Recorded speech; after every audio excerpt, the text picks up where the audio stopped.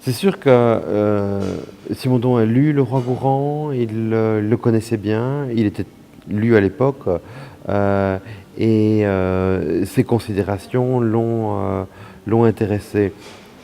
Maintenant, est-ce que dans sa philosophie de la technique, c'est une grande influence par rapport à la détermination de l'outil comme prothèse finalement, comme continuation du corps?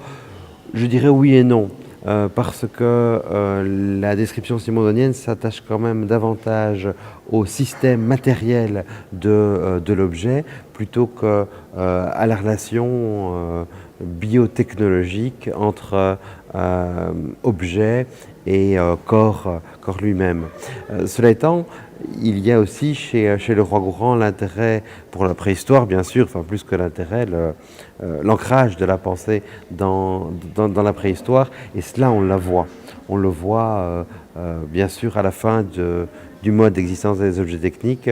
Et dans le film de François Lagarde, Simondon du désert, c'est Jean-Claude qui confirme finalement que l'approche simondonienne de la magie primitive, de ce monde sans distinction entre sujet et objet, était finement caractérisé et était compatible avec ce que les préhistoriens actuellement, comme Jean-Claude par exemple, disent du chamanisme et de ce lien assez fusionnel qu'un individu peut alors, qu'un individu d'exception à ce moment-là peut entretenir avec la pierre, les minéraux, les végétaux, les animaux.